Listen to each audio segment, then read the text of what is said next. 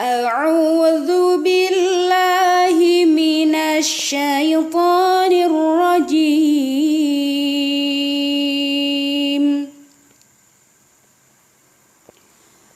بسم الله الرحمن الرحيم.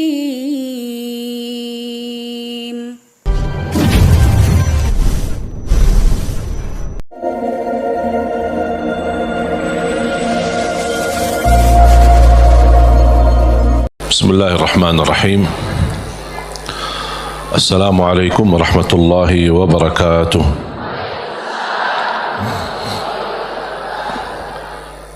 الحمد لله رب العالمين، وأشهد أن لا إله إلا الله وحده لا شريك له ولي الصالحين، وأشهد أن سيدنا ونبينا محمدا عبده ورسوله الصادق الأمين.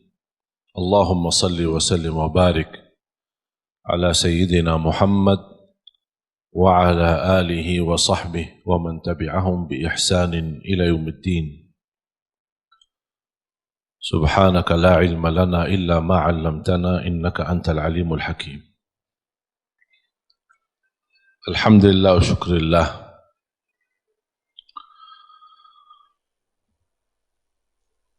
Selalu kita bersyukur kepada Allah Subhanahu wa Ta'ala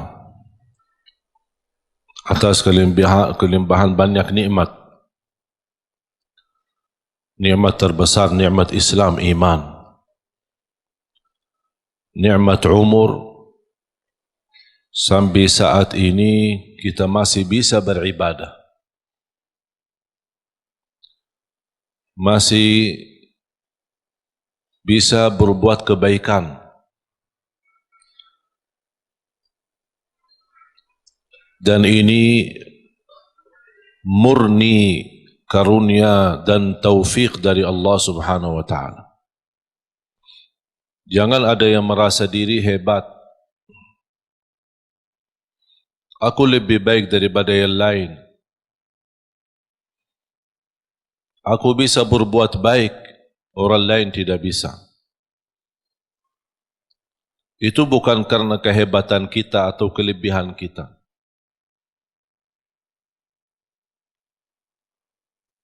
Kalau kita merasa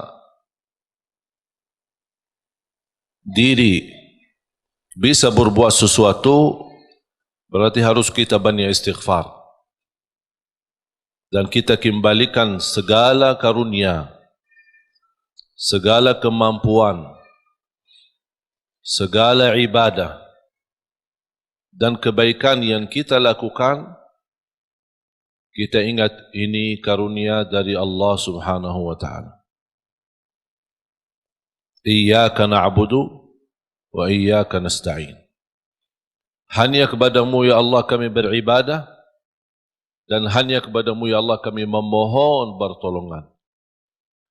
Di antara permohonan dan meminta pertolongan Allah Subhanahu wa Ta'ala adalah hidayah.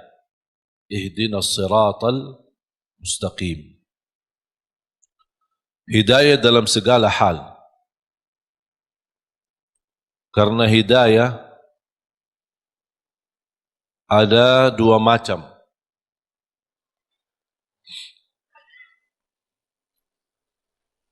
Hidayah dalalah atau irsyad. Hidayah irsyad atau dalalah. Maksudnya hidayah irsyad adalah ilmu yang kita belajari. Kita hadir di majlis seperti ini ingin mendapatkan hidayah. Hidayah irsyad adalah hidayah petunjuk. Hidayah memberitahu, menambah ilmu. Karena tambah ilmu, kita tidak bisa mendapatkan hidayah dari Allah Subhanahu wa Ta'ala. Semakin kita mengenal Allah lewat hidayah irsyad, semakin bertambah cinta kita kepada Allah Subhanahu wa Ta'ala. Dan hidayah irsyad itu tugas para nabi, dan sesudah para nabi dan rasul tugas para ulama.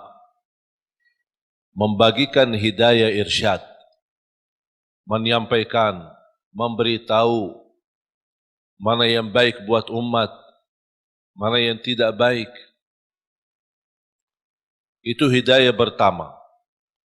Termasuk anda sekalian, Bapak Ibu, menghadiri majlis tempat belajar ilmu.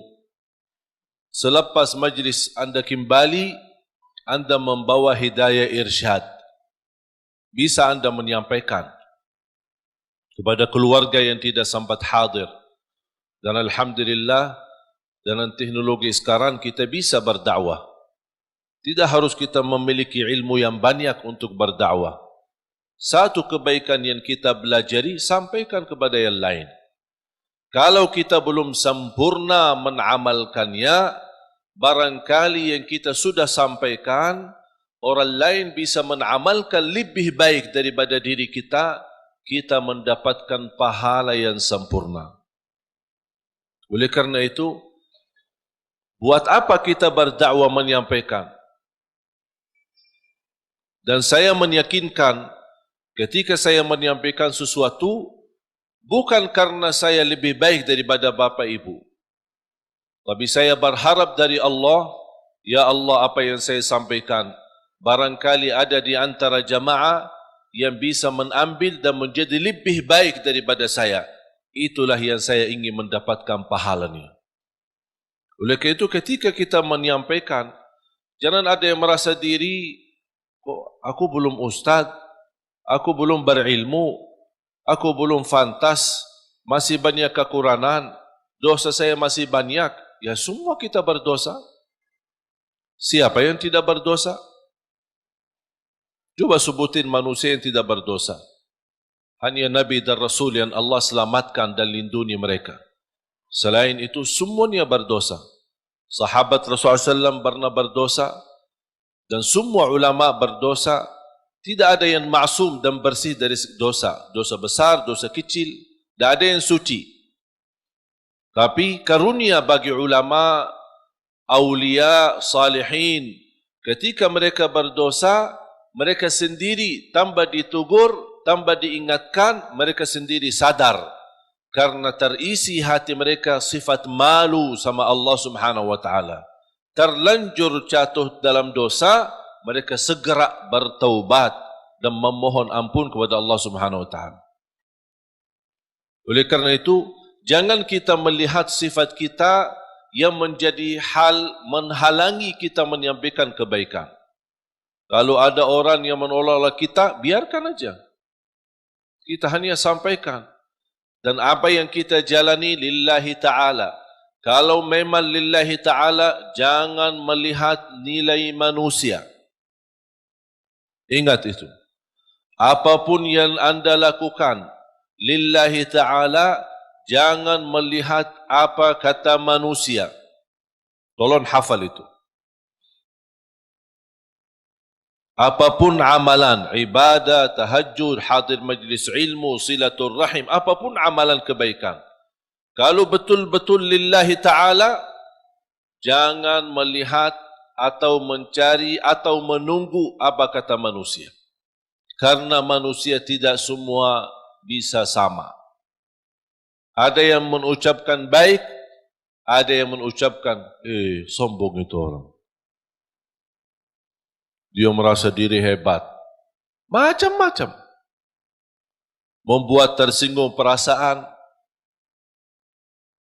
Kemarin ada yang kirim Instagram, dia bertanya, kenapa saya setiap berbuat kebaikan dinilai sama orang lain buruk? Ini riya, ini apa.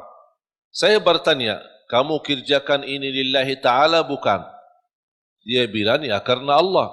Ya udah, tidak usah lihat apa kata manusia. Biarkan saja. Kalau anda berduli apa kata manusia, berarti itu bukan lillahi ta'ala. Dan itu yang disebutkan kata ikhlas. Dan jangan harap manusia puas. Jangan harap manusia ridha. Kita berdakwah, tidak semua orang suka dengan dakwah kita. Ada yang suka, ada yang tidak suka. Apapun alasannya, biarpun tambah alasan, dalam hati tidak suka. Masa saya memaksa-maksa dia harus suka? Atau saya berdebat, kenapa kamu tidak suka dengan dakwah saya? Apapun alasannya, terserah. Itu pilihan dia. Kenapa aku yang pusing? Kalau dia milih suka atau tidak suka. Makanya yang kita harus menjadi target buat kita adalah semata-mata apa yang kita kerjakan lillahi ta'ala. Sungguh, kalau kita fokus seperti ini, insya Allah tenang hati kita. Apa yang diucapkan oleh orang, kita tidak berdulikan. Mau dia tetangga, mau dia sahabat, mau dia kerabat, tidak usah diberdulikan. Bahkan apa yang diucapkan oleh manusia, apalagi yang membuat perasaan kita tersinggung, jadikan teguran buat kita. Barangkali saya belum sempurna, barangkali saya belum baik, barangkali ada yang kurang, udah menjadi pelajaran buat kita. Saya punya doa. Saya suka ketika mendengar berita ada orang koreksi saya atau menurani atau menyebutkan kata-kata yang kurang baik. Berhati-hatilah sama Syekh Ali Jabir atau apalah gitu. Begitu saya mendengar berita, saya suka mengucapkan satu doa. Ya Allah, kalau perkataan dia benar terhadap saya, ampunilah saya. Kalau perkataan dia tidak benar, ampunilah dia. Udah selesai. Karena orang yang mengucapkan sesuatu pasti salah satu, benar atau salah. Kalau ternyata yang dia ucapkan fitnah, hanya ingin menjatuhkan nama baik, hanya ingin merusak nama baik, hanya ingin membuat fitnah, berarti saya mohon Allah ampuni dia. Semoga dia diampuni Allah. Tapi kalau apa yang dia ucapkan, oh ternyata benar, walaupun seberapa persen, oh benar, bagi saya ini menjadi pelajaran supaya saya lebih berhati-hati, lebih tambah ilmu, lebih mendalami agama, kemudian dan juga memohon ampun kepada Allah Subhanahu wa taala. Karena kita tidak maksum. Faham jamaah sekalian? Jadi tenang hatinya. Dengan ucapan orang yang jauh-jauh, malah kita yang pusing. Yang jauh biarkan jauh. Dan kita harus mengetahui irda'un nasi ghayatul la tudrak. Mencari ridha manusia itu sesuatu yang susah didapatkan. Susah. Tapi kita hidup di tengah manusia, bersabarlah menghadapi segala urusan, menghadapi segala tantangan. Man ardallah bisakhatin nas, ardallah radiyallahu anhu wa arda anhu nas. Barang siapa yang mencari ridha Allah, walaupun manusia tidak suka, Allah akan ridha terhadapnya dan Allah jadikan manusia ridha. Wa man ardan nas bisakhatillah, sakhitallahu an wa askhata anhu nas atau askhata alaihi nas. Dan barang siapa yang mengharapkan ridha manusia dengan kemurkaan Allah, ada orang yang na'udzubillah, dia lebih berduli manusia daripada Allah. Yang penting manusia suka, yang penting orangnya senang. Kalau Allah, dia tidak berduli. Apa yang akan terjadi, kata Rasulullah SAW, akan Allah murka terhadap dia dan Allah akan jadikan manusia tidak akan ridha terhadapnya. Berarti kuncinya di siapa? Di tangan Allah. Kembali kepada Allah Subhanahu wa taala. Makanya jamaah sekalian, ada satu ibadah bagi saya pribadi seindah ibadah. Indah ibadah. Nikmat.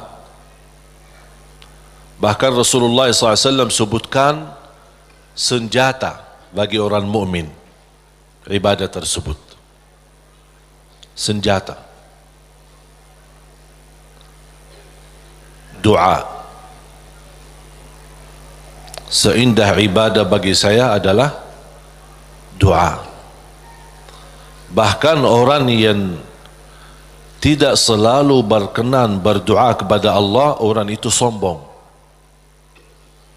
Sebagaimana Allah sebutkan di dalam surat Ghafir, surah 40 ayat 60. A'udzu billahi minasy syaithanir rajim. وقال ربكم ادعوني أستجب لكم إن الذين يستكبرون عن عبادتي سيدخلون جهنم داخرين صدق الله العظيم وقال ربكم ادعوني أستجب لكم. Allah memerintahkan kalian untuk berdoa kepadaku, kata Allah, aku akan ijabah. Berarti kalau kita doa, berarti itu kan perintah. Ud'uni, perintah.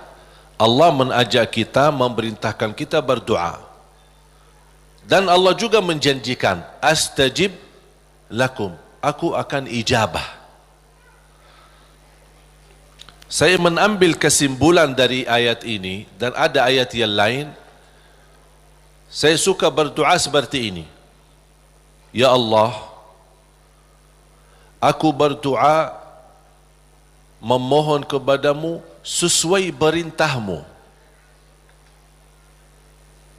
Sesuai perintahmu. Karena yang memerintahkan kita doa siapa? Allah.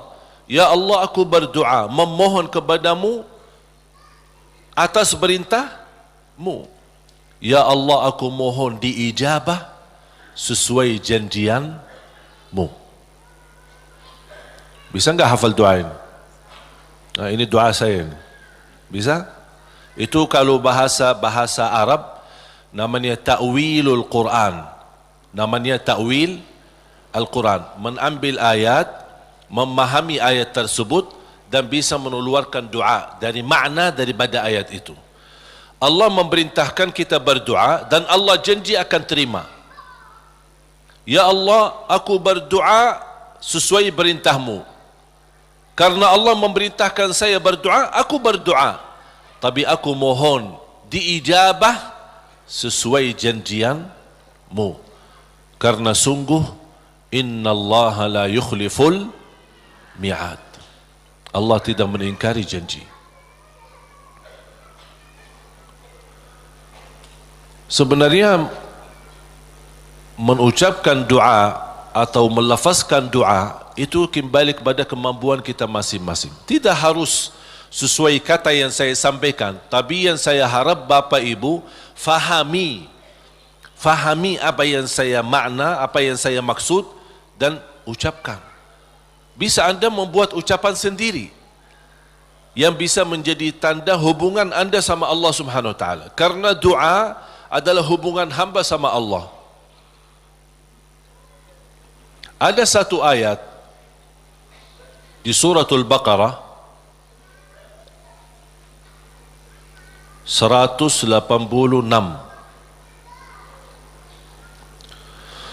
أعوذ بالله من الشيطان الرجيم وإذا سألك عبادي عني فإني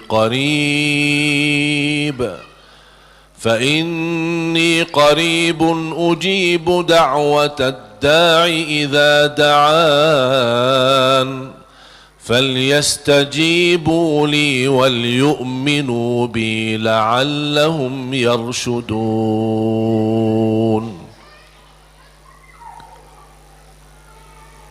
Ada sekelompok orang datang kepada Rasul. Ini sebab nuzul ayat ini. Arabbuna qaribun fanunajih am ba'idun fanunadih. Mereka bertanya sama Rasulullah SAW, ya Rasulullah, apakah Allah dekat? Cukup kami bermunajat fanunaji, atau Allah jauh perlu munadat. Munadat dalam bahasa Arab panggilan bagi orang yang jauh. Munadat. Kalau munajat orang yang dekat. Makanya dalam bahasa Indonesia disebut apa? Kita bermunajat kepada Allah. Makanya ada sahabat bertanya, ya Rasulullah, apakah Allah dekat? Cukup kami munajat, artinya tidak perlu kerasi suara, tidak perlu teriak-teriak, karena Allah sudah dekat. Munajat namanya kalau bahasa Arab. Makanya ketika saya mendapatkan kata munajat dalam bahasa Indonesia, ini sebenarnya dari bahasa Arab. Munajat bahasa Indonesia sama munajat dalam bahasa Arab. Tapi punya makna. Kalau yang selama ini Bapak Ibu yang fahami barangkali daripada munajat, doa kan?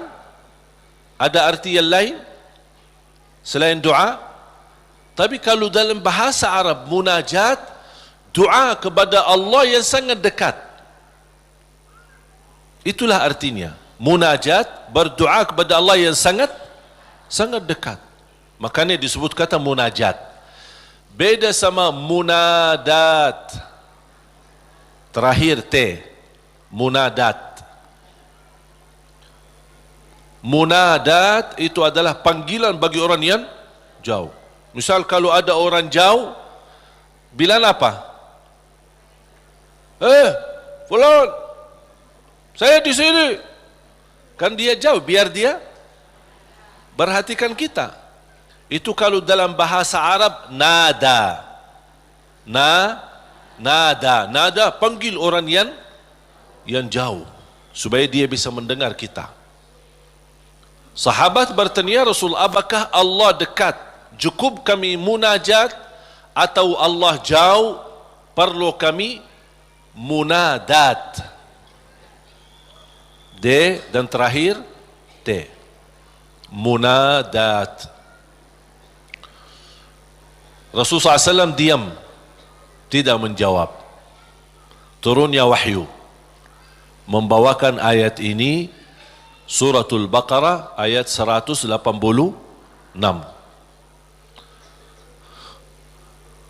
Kata Allah Subhanahu wa taala kepada Nabi Muhammad, kalau ada yang bertanya apakah aku dekat, wa idza sa'alaka ibadi anni,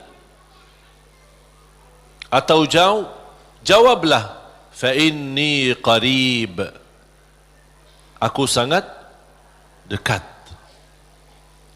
Fa inni qarib ujibu da'watad da'i idza da'an. Menijabah doa orang yang berdoa.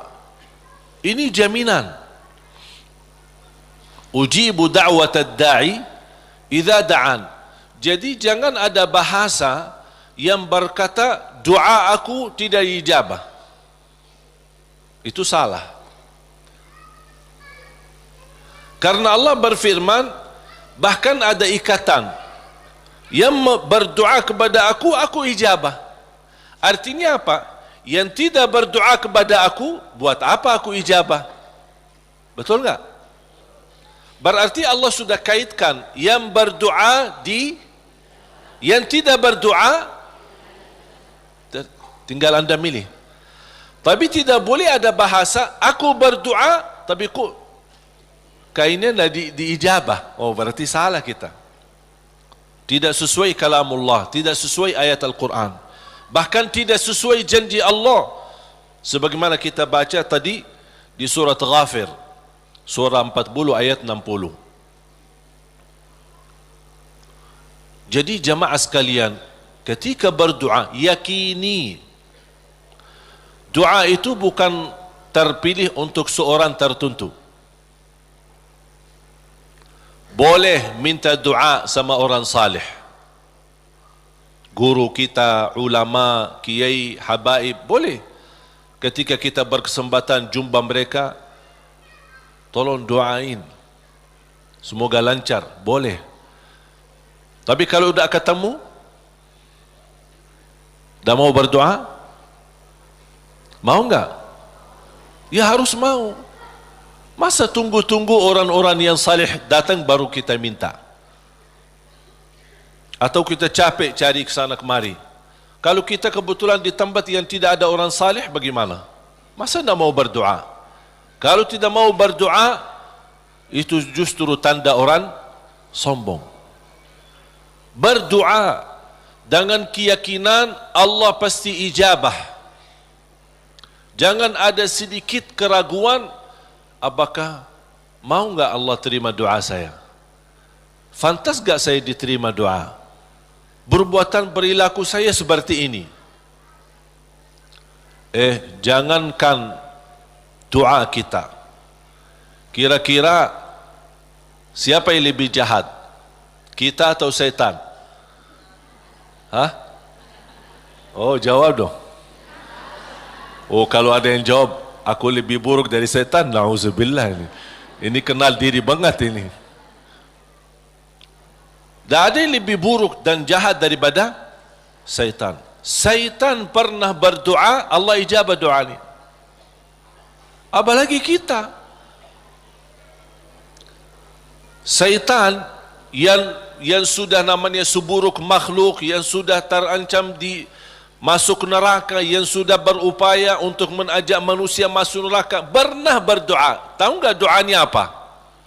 Ketika dia menolak perintah Allah bersujud kepada Nabi Adam, Allah usir dia dari rahmatnya, dan Allah subhanahu wa ta'ala ancam dia masuk neraka. Apa permintaannya? Dia minta satu, kalau memang seperti ini, ya Allah, mohon panjangkan umur saya sampai hari kiamat. Satu-satunya makhluk yang umurnya panjang sampai hari kiamat itu syaitan. Masih hidup. Sampai akan datang satu saat, itu menjadi salah satu ciri hari kiamat. Di akhir zaman, sudah di ujung dunia, Allah kirimkan sebuah angin. Setiap manusia beriman mencium angin itu, dihirup angin itu, akan langsung mati. Yang hanya tersisa di muka bumi, yang tidak ada orang mengucapkan la ilaha illallah. Habis.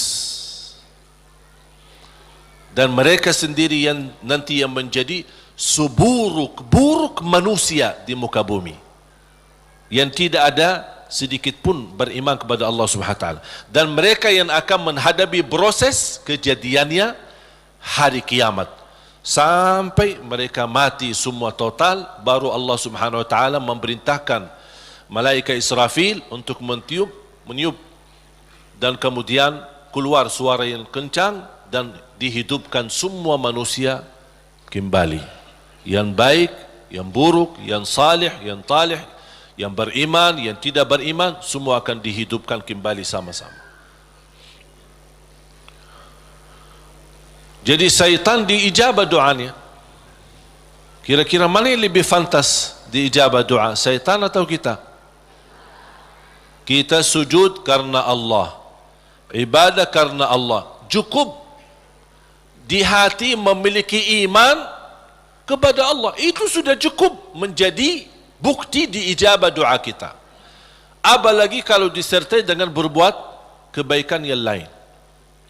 Jangan ada yang membuat kita putus asa. salat kita jarang atau banyak lambat salat atau ketiduran salat, yang namanya manusia, bertaubatlah. Taubat. Suka ketiduran salat subuh, insya-Allah ada satu saat taubat, insya-Allah bangun salat subuh. Jangan menjadikan dosa membuat kita putus asa dari segala hal. Semuanya berdosa, bahkan harus berdosa. Tak ada manusia yang tidak berdosa. Sampai Rasulullah SAW bersabda, bukan kata saya, tapi itu bersabda Rasulullah SAW, kullu ibnu Adam khata', semua keturunan Adam bersalah, berdosa.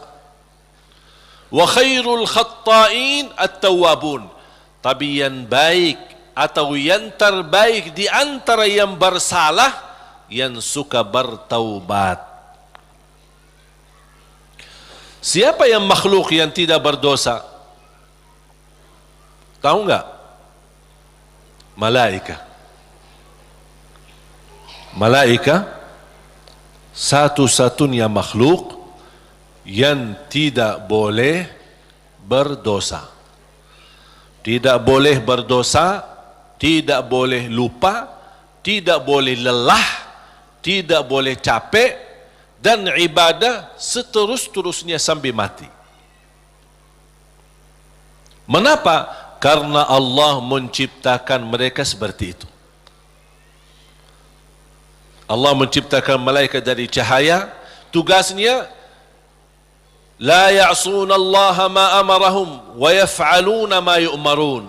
Sebagaimana Allah Subhanahu wa taala berfirman di surah At-Tahrim, sifat mereka, karakter malaikat adalah mereka tidak pernah berdosa dan bermaksiat terhadap perintah Allah Subhanahu wa taala, dan selalu mereka mengikuti dan melaksanakan perintahnya. Itu malaikat. Makanya tidak ada malaikat yang diajak bertaubat. Tapi kita manusia harus berdosa. Sebagaimana bersabda Rasulullah SAW, semua keturunan Adam bersalah, berdosa. Yang terbaik di antara mereka adalah yang suka bertaubat.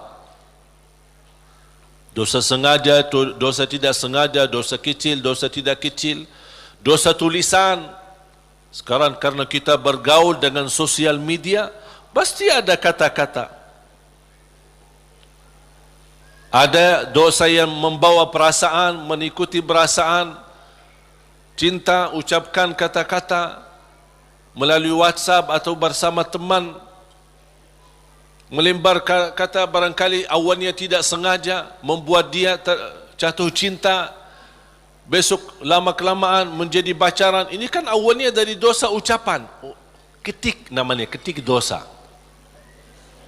Diketik dosa itu, ketik, tik, tik, tik, tik. Awalnya enak kan? Awalnya hanya ngobrol kan? Ngobrol biasa. Lama-kelamaan ada ucapan. Berapa ketikan kita yang bertahun-tahun atau berbulan-bulan, berapa banyak yang kita ketik? Berapa kata? Coba.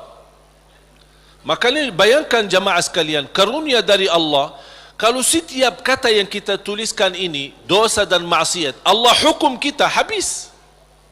Sudah habis kita.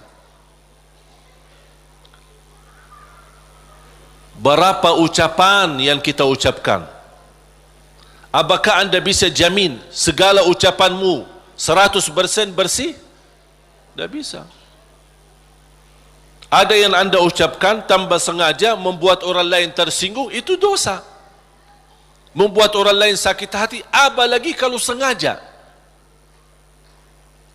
Makanya kenapa kita disuruh banyak istighfar? Karena dosa-dosa yang kita lakukan, tanpa kita sadari, mudah-mudahan diampuni Allah Subhanahu wa taala. Makanya salah satu karunia, kata Rasulullah SAW, wassalatu ila salat mukaffirat. Salat dengan salat selanjutnya di antaranya adalah terhapus dosa-dosanya. Dari hari Jumat ke Jumat berikutnya terhapus di antaranya dosa-dosa kita. Dari Ramadan sampai Ramadan yang akan datang terhapus dosa-dosanya di antaranya. Dan ini kan karunia dari Allah. Kalau bukan karunia ampunan, Dosa-dosa itu antara salat, antara azan dan iqamah, antara Ramadan sama Ramadan, antara Jumat sama Jumat. Aduh, dosa kita bakal banyak sekali. Makanya ada seorang curhat kepada Imam Al-Hasan Al-Basri rahimahullah, aku dulu suka tahajud, tiba-tiba malas tahajud. Apa jawab beliau? Terikat dirimu dengan dosa. Yang membuat kamu berat bangun tahajud dosamu, bukan malas. Ada orang, kok kenapa malas? Bukan malas, tapi ada dosa yang kita lakukan. Barangkali belakangan kita sering membuat hati ibu kita sakit. Ibu mengharapkan sesuatu, tapi kita malah menolak, membuat dia tersinggung. Di saat kita duduk bersama ibu, kita tidak merasa hatinya tersinggung. Kita pergi tidur malam hari, kok dah bangun tahajud. Oh, ternyata dosa kesinggungan hati ibu membuat kita terikat, tidak bisa bangun tahajud. Apalagi dosa yang sengaja kita lakukan. Jadi ketika kita merasa kekurangan ibadah, segera bertaubat dan istighfar. Karena kekurangan ibadah, bukan karena malasmu, bukan karena merasa diri sudah bosan beribadah, tidak. Pasti ada dosa. Harus bertanya diri, dosa apa yang saya lakukan sampai saya begitu malas ibadah? Dosa apa yang saya lakukan sampai sudah berubah sifat saya? Dulu saya suka salat di masjid, kok kenapa sekarang tidak suka ke masjid? Ada apa? Itu saking bahayanya dosa, sangat pengaruh dalam kehidupan kita. Makanya kalau kita terus beristighfar, selalu beristighfar, jangankan kita beristighfar karena dosa maksiat, beribadah saja kita butuh istighfar. Contoh, habis salat, Assalamualaikum warahmatullahi, Assalamualaikum warahmatullahi, terus Astaghfirullah. Kenapa? Apakah kita berbuat dosa? Apa itu salat dosa? Tidak, salat itu kebaikan. Tapi kenapa kita diminta habis selesai salat beristighfar? Seandainya ada kekurangan dalam salat kita, pasti kurang khusyuk, kurang ikhlas, banyak kekurangan dalam salat kita. Ya Allah, mohon diampuni dengan istighfar. Maka Rasulullah SAW sebagaimana diceritakan, suka beristighfar dalam sehari lebih dari 70 kali. Ada satu riwayat 100 kali beristighfar. Bahkan kata Abdullah bin Umar radhiyallahu anhuma, saya duduk satu majlis sama Rasul, saya suka mendengar bisikan Rasul beristighfar, Rabbighfirli wa tub alayya innaka antat tawwabul ghafur. Rabbighfirli wa tub alayya innaka antat tawwabul ghafur. Ada satu riwayat, Rabbighfirli wa tub alayya innaka antat tawwabur rahim. Dalam satu duduk, sekali duduk 100 kali, kata Abdullah bin Umar, saya mendengar bisikan Rasulullah SAW beristighfar seperti itu. Rabbighfirli wa tub alayya innaka antat tawwabul ghafur. Sudah hafal belum? Coba, Rabbighfirli wa tub alayya innaka antat tawwabul ghafur. Memohon ampun, mohon diijabah dan diterima taubatnya. Allah Subhanahu wa taala Maha penerima taubat dan Maha Pengampun. Bapak Ibu jamaah sekalian dimuliakan Allah Subhanahu wa taala. Kembali lagi, semua berdoa. Jangan ada yang ragu-ragu terhadap doanya. Dan ingat, doa kita pasti diijabah walaupun proses melalui 3 hal. Doa pasti diijabah walaupun proses melalui 3 hal. Yang pertama, diijabah doa kita menolak takdir yang buruk. menghilangkan takdir yang buruk. Contoh, kita memohon, ya Allah, kasih aku jodoh, tapi jodohnya belum datang. Ternyata dalam takdir, karena kita sering berdoa meminta sesuatu, Allah sudah ijabah, tapi Allah memilih daripada memberi jodoh, ada yang lebih daripada itu. Apa? Ternyata ada takdir yang jauh lebih buruk daripada jodoh yang kita minta. Makanya Allah geserkan takdir buruk itu karena doa kita. Turunnya bala, turun bala dari langit. Bala turun dari langit. Doa naik dari bumi, dari kita. Pas di udara bertemu, bala sama doa berantem. Perkelahian antara doa sama bala. Yang kalah siapa? Bala, dan doa naik. Artinya bala tidak jadi turun. Itu saking kuatnya dan berkahnya doa kita. Berarti doa pasti diijabah. Proses pertama, doa yang kita minta Allah belum ijabah secara langsung sesuai permintaan, tapi Allah menolak sebuah bala yang kita tidak tahu. Misal,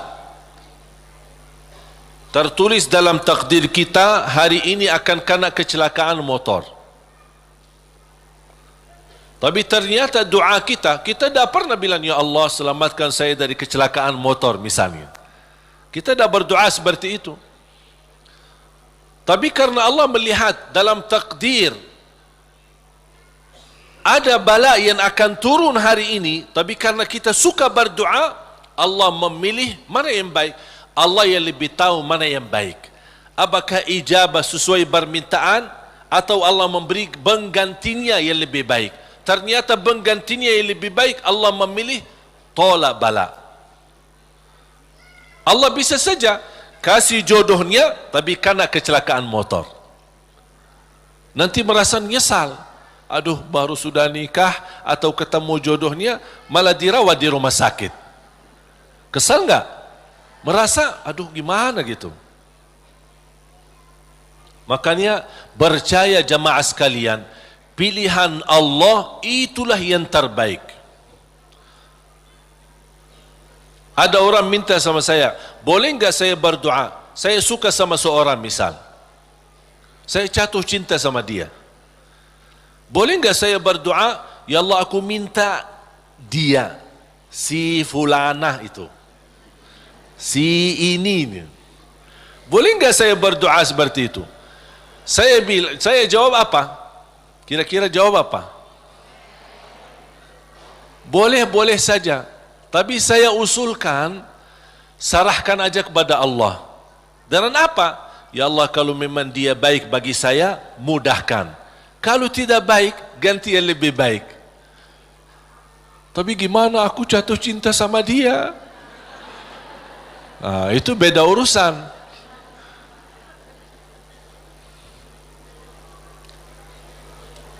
Nanti ada satu cerita, insya Allah indah, bisa menambah wawasan buat kita.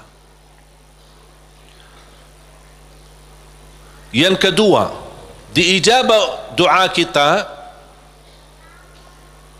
dan diberi oleh Allah Subhanahu wa taala sesuai permintaan. Apakah saat ini atau besok atau bisa lama. Tapi kita percaya pilihan Allah itulah yang terbaik. Yang ketiga, doa yang kita minta atau yang kita selama ini bermunajat, ternyata bala masih terus menimpa kita. Musibah kita terus ketemu. Selesai satu masalah, tambah lagi masalah. Kemudian permintaan yang kita minta juga belum ketemu. Saya minta kerjaan yang bagus, belum ketemu. Saya sudah berusaha melamar kerja sana sini, belum ada. Terus mana doa aku selama ini, mana? Ternyata yang ketiga, contoh ni yang di ketiga. Yang ketiga apa? Allah simpan doa kita buat di akhirat. Berarti tidak ada yang hilang di sisi Allah. Kalau tidak tertolak bala, tidak diijabah sesuai permintaan, berarti yakini, oh disimpan di akhirat. Sahabat dan orang salih lebih suka doanya selama di dunia disimpan buat akhirat, karena di akhirat bakal lebih butuh bantuan dan pertolongan Allah dan berkat doa kita. Faham? Walaupun sifat manusia ingin melihat secara langsung, minta, ya Allah minta rumah, ada rumah, minta ini, ada ini. Mohon maaf Bapak Ibu, kalau Allah ijabah atau berikan sesuai permintaan kita, nanti kita berhenti berdoa. Apapun yang kita minta, ya Allah aku minta mobil, dapat mobil. Minta kerjaan, dapat kerjaan. Minta jodoh, dapat jodoh. Minta rumah, dapat rumah. Mau haji, dapat haji. Terus segala yang kita minta dapat. Habis. Dah ada minta lagi. Terus berdoa enggak? Dah ada berdoa. Tapi kalau Allah belum kasih, kita doa lagi enggak? Doa, minta lagi. Coba kata Umar bin Khattab, ketika anda berdoa jadi seperti anak kecil. Anak kecil kalau dia minta sama ibunya gimana? Nangis enggak? Berhenti nangis sebelum dikasih? Belum kan? Dia nangis sampai begitu dikasih gimana? Berhenti enggak nangisnya? Anda harus seperti itu. Doa nangis. Ya Allah belum kasih, aku nangis lagi dong. Belum dikasih, nangis lagi. Sampai Allah berkenan kasih. Dan ini sebenarnya bukan tujuannya Allah kasih atau tidak, tapi ingat, titisan air mata ini yang menangis karena Allah akan selamatkanmu dari siksa neraka Jahannam. Rasulullah SAW bersabda, وَعَيْنٌ بَكَتْ مِنْ خَشْيَةِ اللَّهِ حَرَّمَهَا اللَّهُ عَلَى النَّارِ لَا تَمَسَّهَا النَّارِ. Barang siapa yang menangis karena Allah, akan Allah haramkan jasadnya disuntuh oleh neraka Jahannam. Berarti kita tidak rugi. Tidak ada rugi. Biarpun tidak diijabah, ternyata titisan air mata berharga. Bisa menjaminkan kita selamat dari siksa neraka Jahannam. Mau apa lagi? Nangisnya berharga. Doanya pasti diijabah. Dan cukup dari doa, kita sudah membuat ibadah atau membawa sebuah ibadah yang dicintai Allah. Karena Allah suka bisikan hamba. Apalagi kalau lama tidak berdoa, Allah merindukan suara doanya kita. Apalagi doa yang tulus dan ikhlas. Makanya kadang-kadang kalau kita tidak diberi doa atau tidak beri permintaan atau tidak beri permohonan kita, terus kita berdoa terus sampai diuji, sampai di macam-macam, sampai kita merasa sudah tertekan, tidak kuat. Kira-kira bisikan doa kita seperti apa nanti? Dalam keadaan doa, dalam keadaan susah atau senang? Menurut saya doa dalam keadaan susah jauh lebih murni daripada doa dalam keadaan senang. Kalau dalam keadaan senang artinya ya biasa-biasa aja, dapat atau tidak dapat. Tapi coba kalau lagi stres, lagi pusing, lagi galau, gimana bisikan doa? Ya Allah, udah nangis duluan. Kata Allah, lama sekali. Makanya itu subhanallah, saya mengambil kesimpulan dari doa. Justru doa tanda Allah merindukan suara doa kita. Oleh kerana itu jamaah sekalian, jangan berhenti berdoa. Terus berdoa. Nabi Yunus alaihi salam ketika tertahan di dalam perutnya ikan berlama-lama di bawah laut, dia tidak pernah berhenti dengan mengucapkan la ilaha illa anta subhanaka inni kuntu minadh zalimin. Kata Imam Ibnul Qayyim rahimahullah, barang siapa yang membaca doa ini dengan sepenuh keyakinan, pasti diijabah oleh Allah hajatnya. Karena Allah habis doa ini, apa kata Allah? Fastajabna lah, kami terima dan menijabah doanya.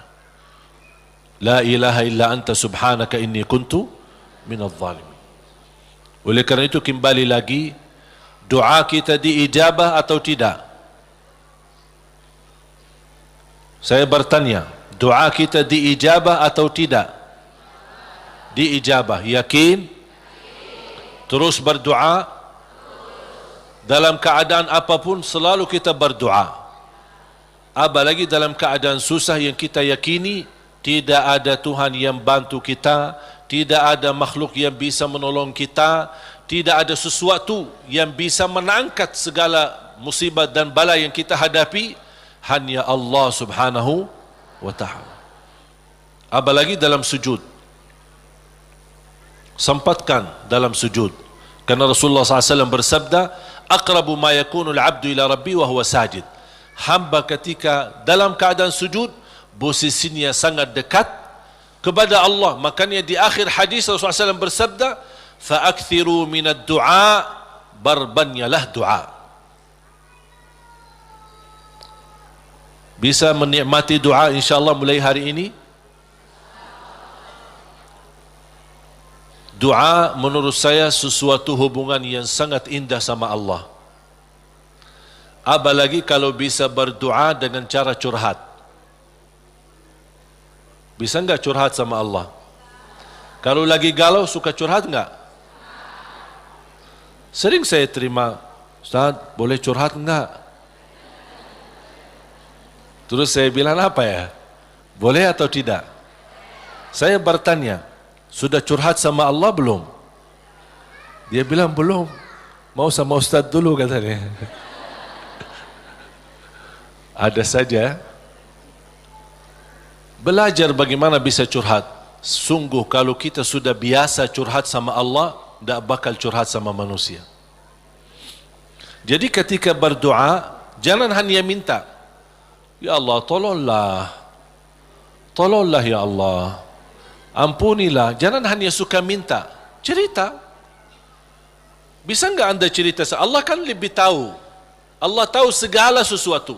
Tapi salah apa kalau saya cerita? Apa yang terjadi hari ini? Ya Allah, aku sudah niat baik, niat tulus, dan saya pergi ke sana malah seperti ini, dicaci maki, dihina, malah dianggap dan suuzzan, buruk sangka.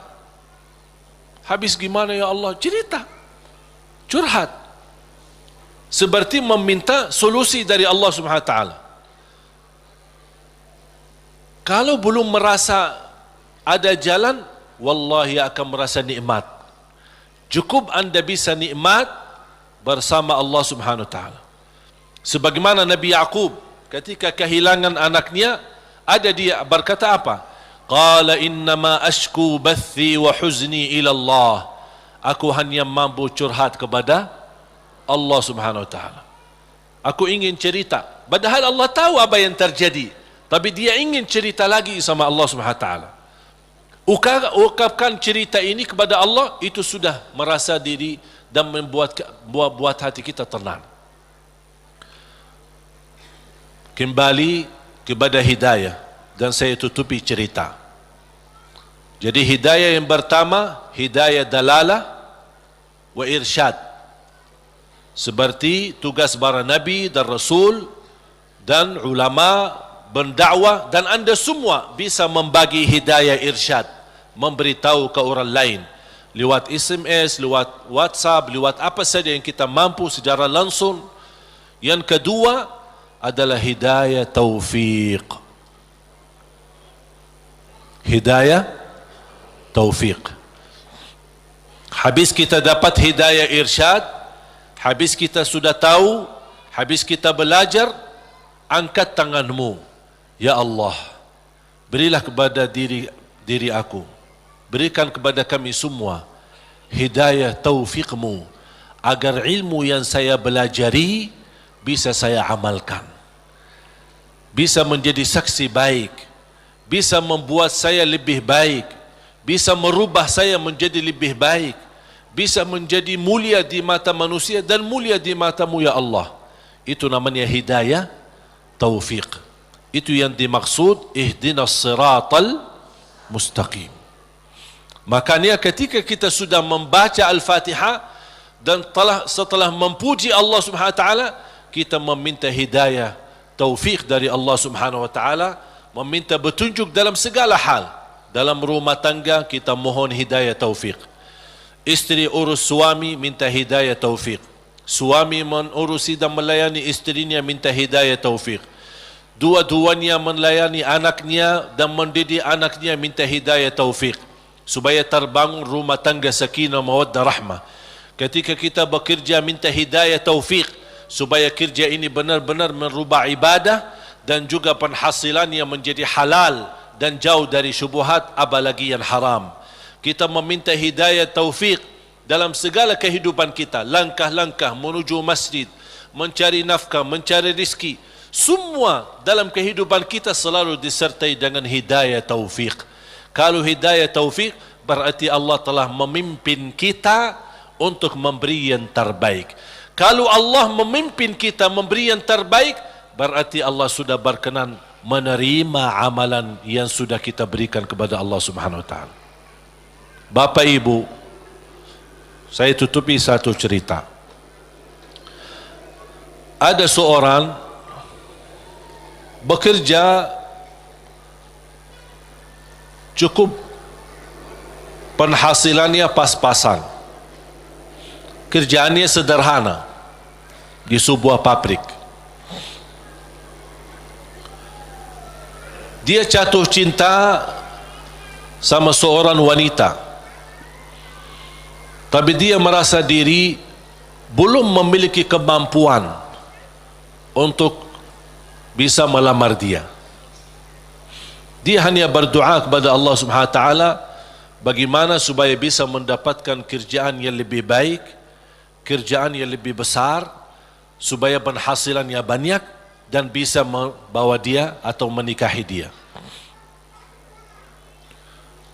Sudah berdoa, sudah memohon berlama-lama, tapi dia tidak sabar untuk menanti-nanti bertemu dengan jodohnya. Dan dia tidak menyerahkan kepada pilihan Allah mana yang terbaik. Ternyata dia sendiri dengan merasa diri hebat untuk mencari solusi sendiri. Dia membaca sebuah iklan penawaran kerja di tempat yang baik, yang bagus, gajinya lebih besar. Dia membuat surat memundurkan diri dari tempat kerjaan untuk melamar kerjaan yang baru. Dan semua perjuangan ini ujung-ujungnya harapannya untuk bertemu dengan jodohnya supaya jangan sampai kehilangan yang dia cintai. Dalam perusahaan itu ketika dia memundurkan diri, kata pemilik perusahaan, karena orangnya luar biasa, kerja rapi, tertib, bagus, kenapa kamu mengundurkan diri? Saya dapat kerjaan di tempat lain yang lebih bagus. Sambil ditawarkan kenaikan gaji walaupun tidak sebanyak perusahaan baru, tapi tetap dia mengambil keputusan mundurkan diri. Dia mundurkan diri dengan harapan mudah-mudahan diterima di tempat kerjaan yang baru. Dalam perjalanan lewati lampu merah. Di lampu merah berikutnya ada melanggar lampu merahnya dan menabrak mobilnya karena kecelakaan. Akibat kecelakaan itu lumpuh kakinya, masuk ke rumah sakit. Dari hasil kecelakaan ini, dia kehilangan kerja yang lama, kehilangan kerja yang baru. Hilang dua-duanya. Berharap selama dia di rumah sakit, barangkali si perempuan yang selama ini dia cintai bisa datang. Ternyata berhari-hari tidak pernah datang. Di SMS tidak dibalas, di telepon tidak diangkat. Tapi dia tidak pernah putus asa karena masih cinta sama dia. Habis dia berupaya dan bekerja keras dari rumah sakit, akhirnya datang yang menjadi harapan dia, calon istrinya. Melihat keadaannya sudah tidak ada kaki, dalam keadaan tidak bisa bergerak, tidak bisa berbuat apa-apa. Datang melihat keadaannya, si calon istrinya ikut sedih, tapi tidak berbanyak bicara. Kemudian dia meninggalkan rumah sakitnya dan dia SMS kepada si laki, mohon maaf, barangkali kita bukan jodoh. Soalnya ada seorang yang datang ke rumah bapa melamar saya. Bertambah sakit. Sakit kaki ditambah sakit hati. Yang menabrak dia ketika kecelakaan ternyata seorang perempuan cantik dan dari keluarga yang kaya. Dan subhanallah, karena si perempuan ini merasa diri bersalah, selama di rumah sakit si perempuan ini terus melayani dengan ikhlas dan tulus. Tapi si laki ini masih hatinya ke si perempuan itu. Sampai alhamdulillah selesai dirawat di rumah sakit, dipindahkan ke rumahnya. Pas sampai ke rumahnya, masih si perempuan cantik itu suka datang ke rumahnya melayani. Dan ada ibunya juga, ibu si laki itu. Lama kelamaan sudah mulai terbawa hati dan perasaan. Tapi dia merasa malu. Wanita ini cantik, dari keluarga yang kaya, aku orang susah, dulunya aku bekerja aja pas-pasan, apalagi sekarang tidak ada kerja. Dalam keadaan kalau saya bicara sama dia, kira-kira mau enggak sama aku? Dia masih belum meyakinkan. Dia hanya menyerahkan kepada Allah Subhanahu wa taala. Ketika satu saat pagi hari, dia sudah merasa setiap pagi menunggu si perempuan datang karena dia suka rutin, ikhlas, tulus untuk datang melayani. Di pagi hari menunggu datang si perempuan, seperti biasa bikinin teh, terus datang siapin sarapan, walaupun ibunya ada, tapi dia sudah merasa diri bersalah, ingin membalas, ingin berbuat sesuatu. Dan langsung perempuan berkata, aku ingin sampaikan sesuatu, boleh? Kata si laki, saya juga ingin menyampaikan sesuatu, tapi tidak apa-apa, kamu duluan. Langsung si perempuan dengan keberanian dia berkata, mau enggak berkenan saya jadi istrimu? Sama dengan harapan dia. Dia langsung kaget, seperti perasaan yang sama, keinginan yang sama, hati yang sama. Tapi langsung kata beliau, apa yang saya bisa berikan? Saya orang biasa, orang miskin, dalam keadaan begini, tidak bisa bekerja. Langsung perempuan ini, jangan fikirkan soal kerjaan. Ayah saya seorang pemilik perusahaan besar. Saya bisa mendapatkan kerjaan di tempat ayah saya. Langsung kata dia, bagaimana aku bisa bekerja dalam keadaan begini? Kerjaan kamu mudah di kantor, tidak perlu di lapangan. Jadi dapat kerjaan yang jauh lebih enak, gaji lebih besar, dengan istri yang lebih cantik. Gimana si wanita itu? Si perempuan itu yang melamar dia sudah nikah, ternyata hasil nikahnya tidak bertahan lama, cerai. Kenapa cerai? Karena tidak bisa punya keturunan. Sedangkan si laki yang kena kecelakaan, dia ingin nikahi perempuan itu karena ingin mendapatkan keturunan, karena dia suka sama anak-anak. Allah tahu kesukaan dia tidak akan dapat dengan perempuan ini, makanya Allah memilih dia dapat perempuan yang jauh lebih cantik, lebih kaya, bahkan terjamin mendapatkan keturunan. Walaupun kecelakaan. Walaupun kecelakaan. Bisa enggak faham dari cerita ini? Pilihan Allah itulah yang terbaik. Walaupun karena kecelakaan. Artinya apa? Orang kecelakaan atau tidak kecelakaan, yakini pilihan Allah itulah yang terbaik. Makanya saya usulkan, kalau anda berdoa meminta sesuatu, disertai doamu dengan kata, ya Allah, kalau memang ini yang baik, mudahkan. Kalau ya Allah melihat ada yang lebih baik, berilah yang terbaik.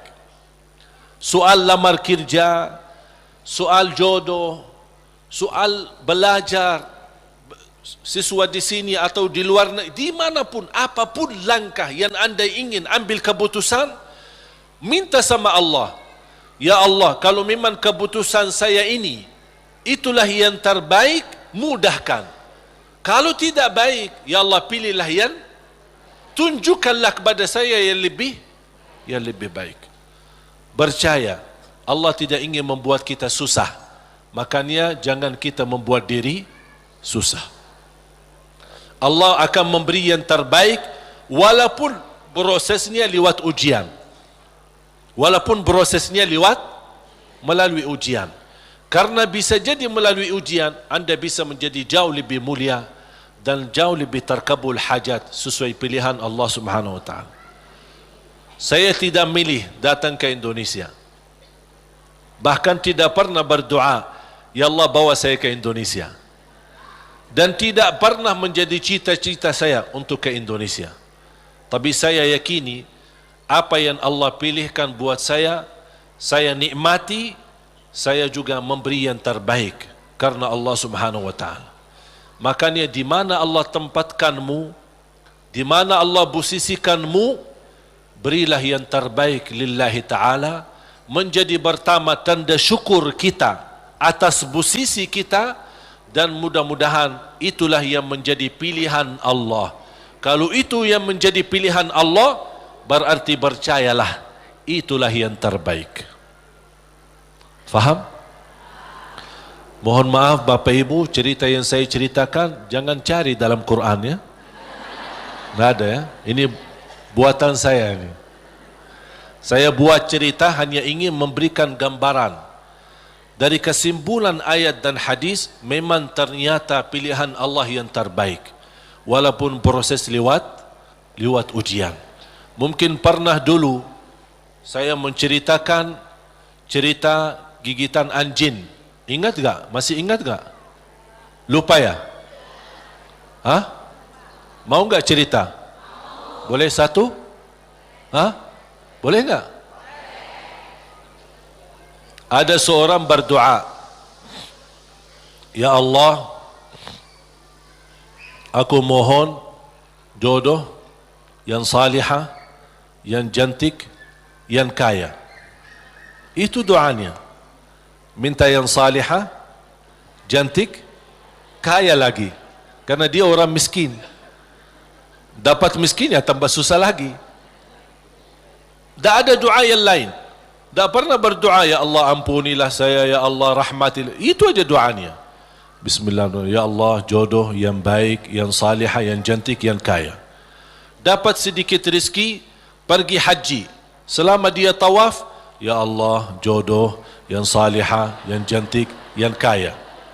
Safa Marwa, ya Allah jodoh yang salihah, yang cantik, yang kaya. Itu aja doanya. Fokusnya luar biasa.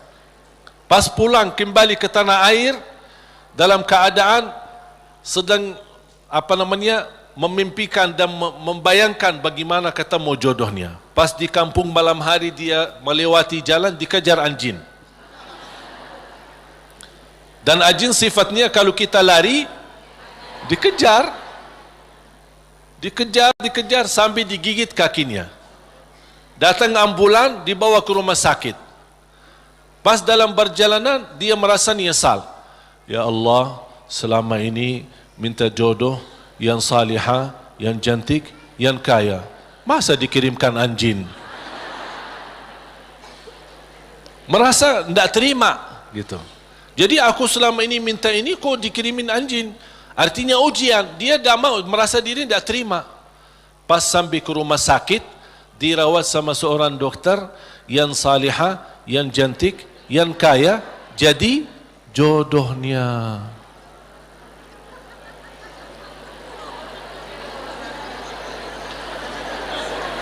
Berarti Allah sudah ijabah kan?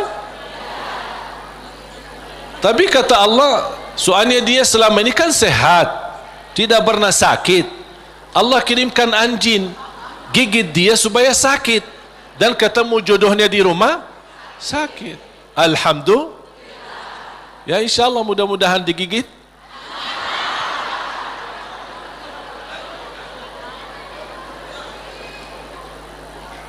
Makanya subhanallah jemaah sekalian, wallahi percayalah sama Allah.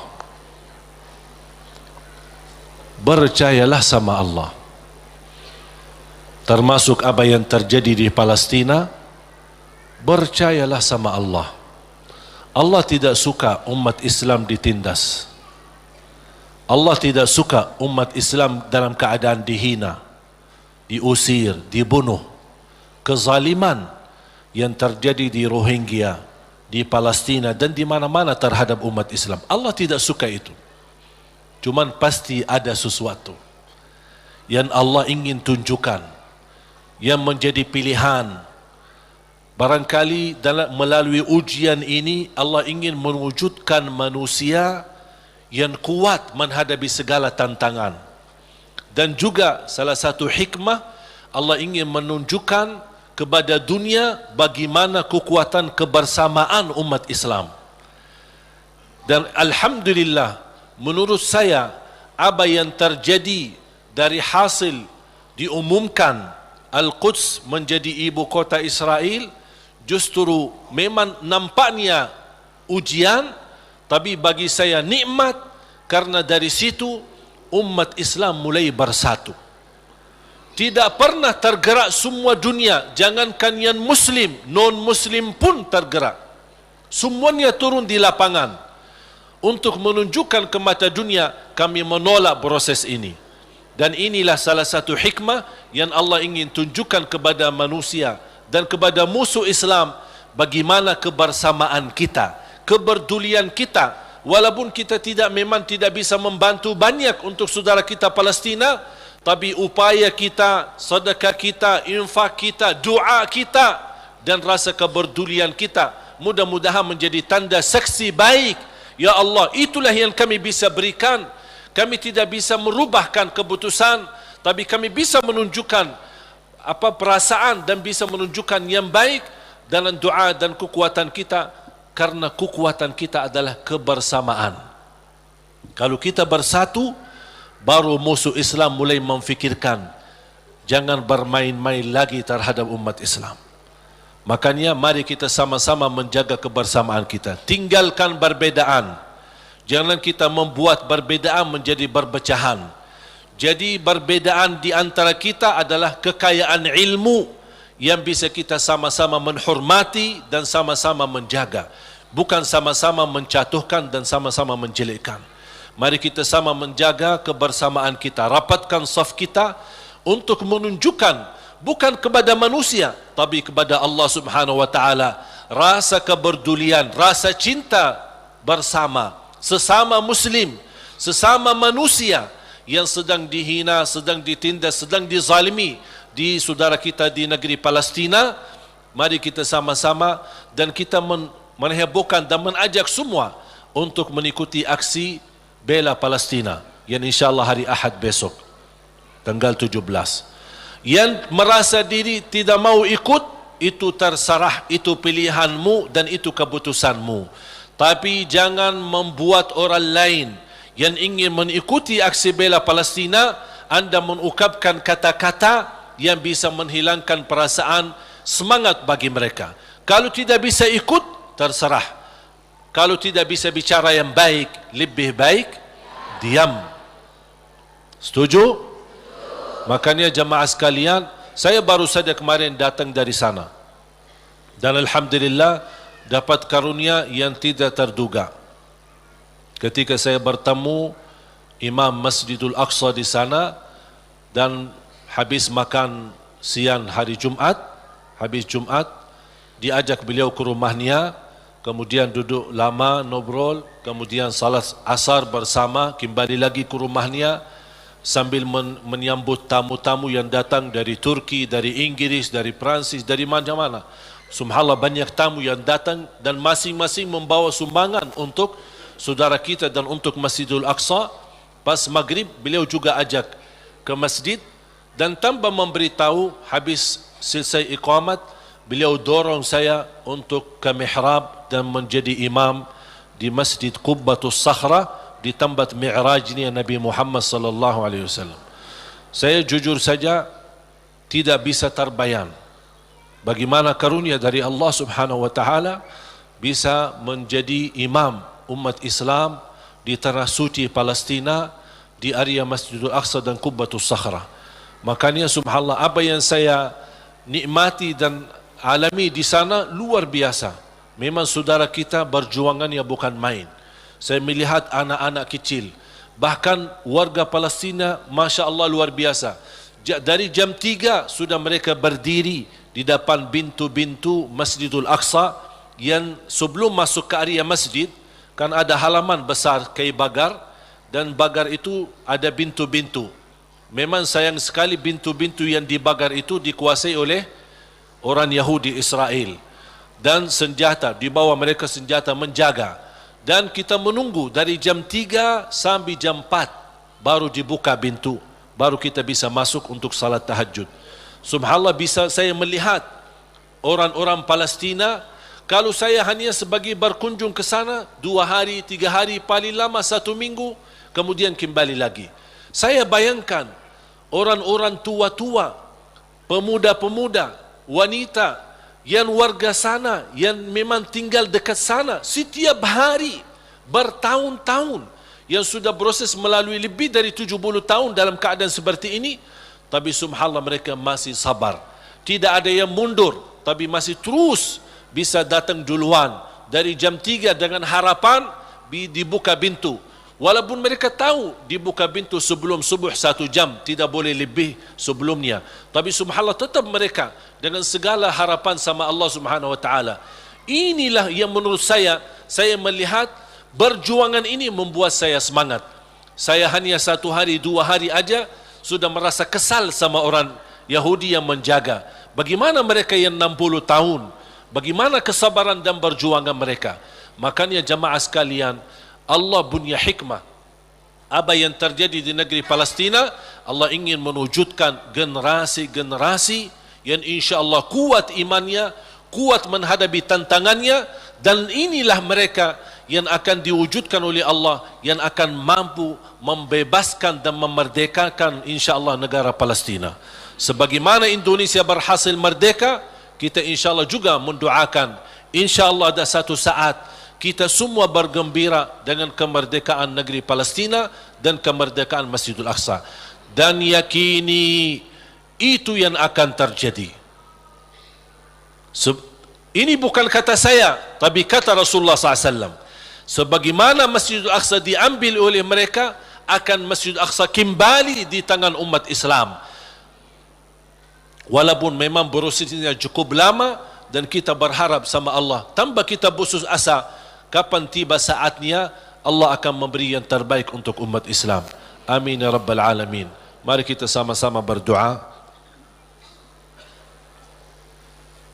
Dan jangan lupa, ketika ada kesempatan untuk kita membantu saudara kita lewat aksi hari Minggu besok, aksi bela Palestina, lewat doa kita, lewat sedekah kita, dan insya-Allah mudah-mudahan di bulan Januari saya berusaha bisa kembali ke sana, mudah-mudahan bisa berjalan lancar. Doakan, mudah-mudahan insya-Allah apa yang kita harapkan untuk saudara kita mudah-mudahan dikabul oleh Allah Subhanahu wa taala. Bismillahirrahmanirrahim. Alhamdulillahirabbil alamin. Ya Rabbi lakal hamdu kama yanbaghi li jalali wajhikal karim wa li 'azimi sultanik. Allahumma salli ala Muhammad wa ala ali Muhammad. Ya Allah ya arhamar rahimin. Ya arhamar rahimin. Ya arhamar rahimin. Rahmatilah kami semua ya Rabbal Alamin. Kami hamba yang lemah, yang masih banyak dosa dan maksiat, banyak kesalahan terhadap diri kami, kesalahan terhadap orang tua kami, kesalahan terhadap saudara kami. Ya Allah, kami sangat membutuhkan rahmat-Mu, karena rahmat-Mu akan mampu memimpin kami dalam kehidupan kami sampai akhir hayat. Rahmatilah kami semua, hidupkanlah kami dalam keadaan iman, wafatkanlah kami dalam keadaan Islam. Jadikan kami bersama hamba-hamba-Mu yang salih-salihah. Ya Allah, doa kami untuk saudara kami di Palestina.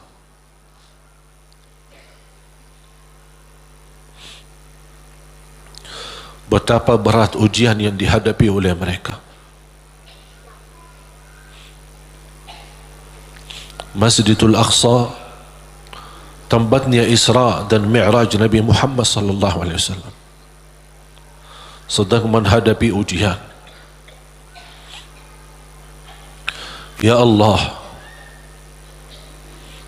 dengan kepedulian kami terhadap saudara kami di Palestina,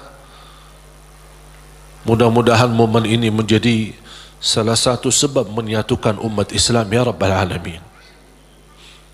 Sebagaimana kami mampu merapatkan saf kami di dalam masjid, kuatkanlah kami ya Allah agar mampu merapatkan saf-saf kami di luar masjid.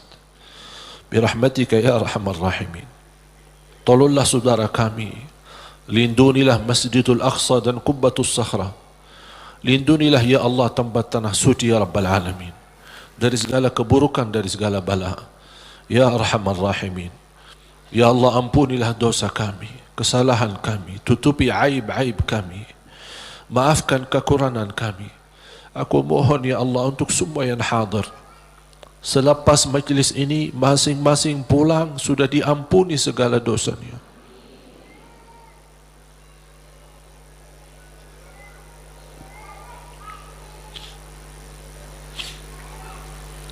Disucikan hatinya, dibersihkan jiwanya, diselamatkan setiap langkah-langkahnya, terkabul segala keinginannya dan doanya.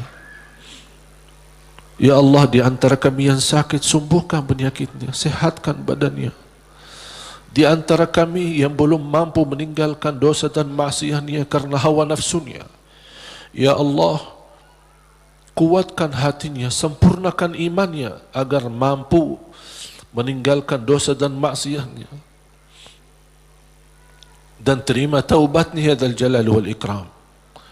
Ya Allah, berikan kepada kami kemampuan istiqamah sampai akhir hayat, istiqamah Islam iman sampai akhir hayat, istiqamah beribadah sampai akhir hayat.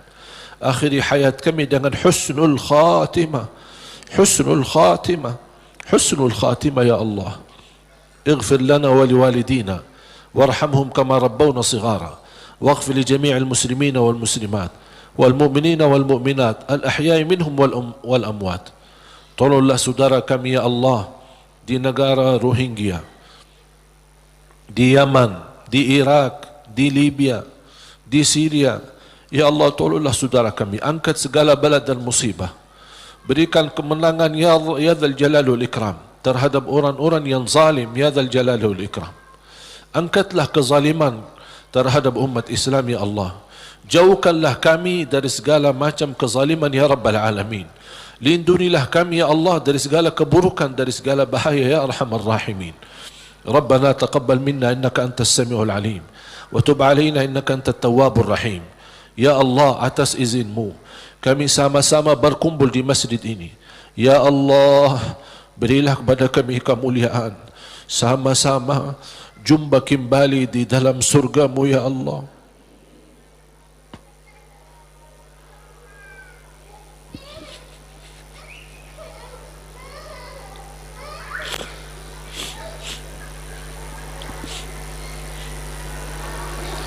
Berikan kepada kami kemuliaan, sama-sama bertemu kembali di dalam surgamu ya Allah bersama Nabi Muhammad sallallahu alaihi wasallam.